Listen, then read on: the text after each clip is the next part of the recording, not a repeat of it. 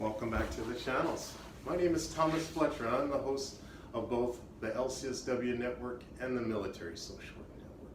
If you're new to both of these channels, please do me a favor by smashing that like button, by subscribing to the channels, and by sharing this video with your social work colleagues and friends.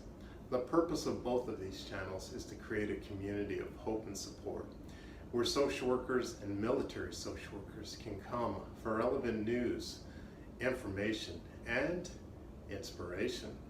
Welcome back to our series called Ask a Military Social Worker. So I just received a question by a viewer named Aaron H. Thank you, Aaron, for watching the previous video that you watched and for sending in your question. So Aaron's question is, he's currently an active duty enlisted soldier, and he wants to know how he can become a social worker. Great question, Aaron. Thank you for sending in your question.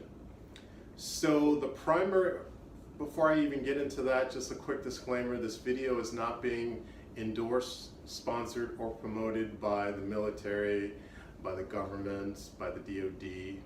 And I am not, another disclaimer, I am not a recruiter.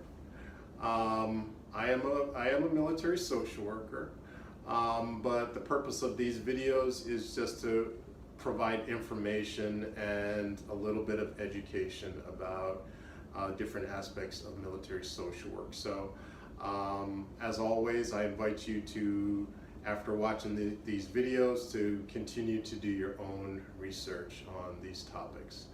But again, I'm happy to answer Aaron's question about how he can become a social worker while he's currently active duty.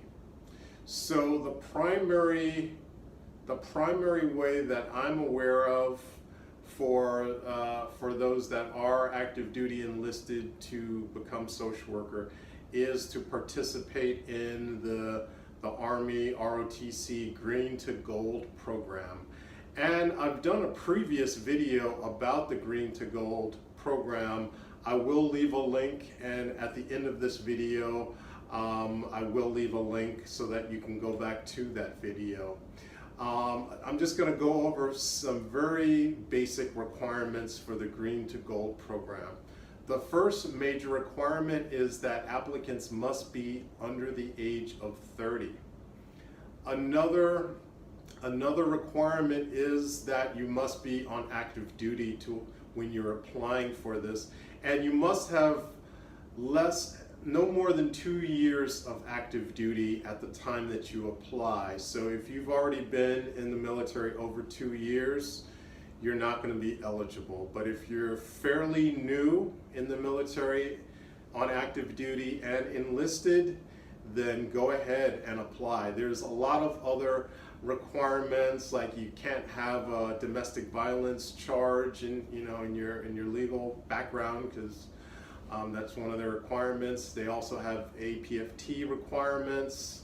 Again, I'm going to leave a link to the actual Green to Gold program, because they just published their new handbook for June 2021.